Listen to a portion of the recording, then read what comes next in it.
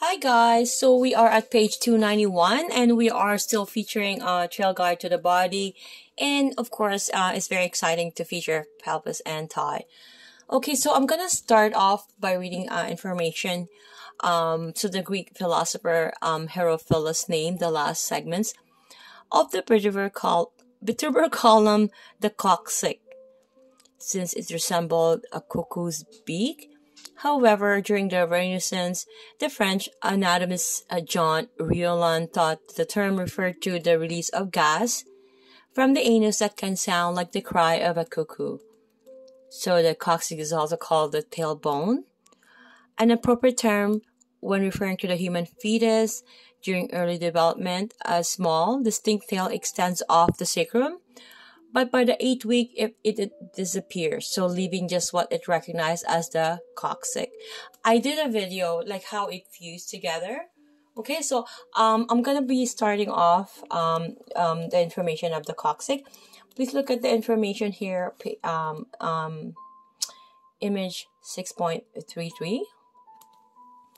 Okay, the image is showing the posterior lateral view, whereas the client is in a prone position and the therapist is palpating the coccyx.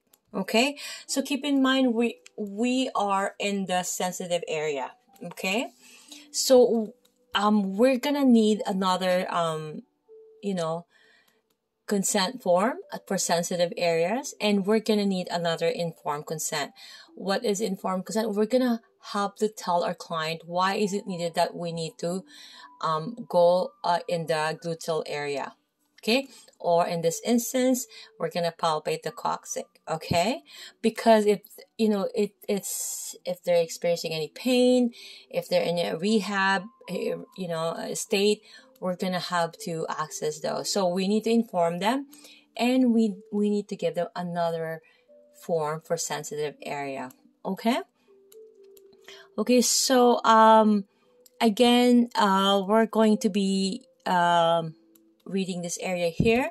So please look at the image. So the coccyx is located at the top of the gluteal cleft and anchors to the end of the sacrum. So composed of 3 or 4 fused bones, it has a segmented bumpy contour and can be 1 inch or more in length.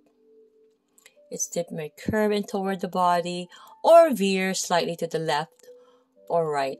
Okay, so because of its proximity to the gluteal cleft, palpating the coccyx may be challenging initially for both you and your partner. So palpate your own coccyx before palpating your partner's. Okay, again, we have to be mindful that our fingers are not touching any beyond where it's draped. Okay, we have to follow the draping line. Okay, so I'm not gonna get into detail of the draping, but the boundaries are there. So if it's draped, the fingers shouldn't be touching anywhere else under where it's draped. I hope I have that addressed and cleared.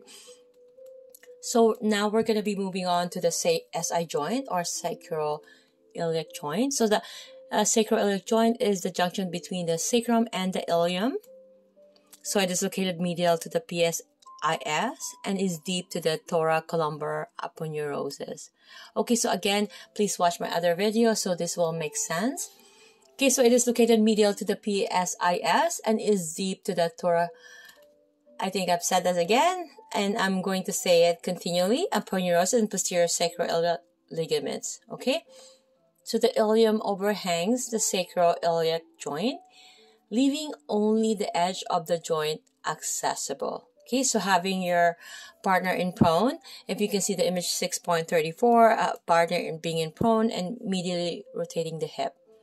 Okay, so we're going to locate the PSIS, right? As you can see that the therapist is trying to locate the PSIS, we're going to move slightly inferior and medial to locate the SI joint.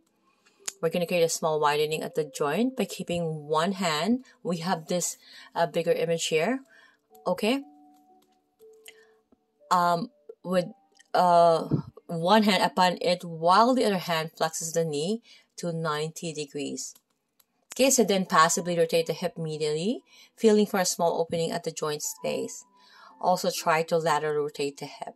Okay, so we're gonna ask these questions, right, to confirm. Keep in mind, our goal is to not harm our client. As a therapist and as a writer or as educator or in anybody who is in the field of medical, we need to make sure that we're not harming them. So you can ask your question, are you in the proper landmarking?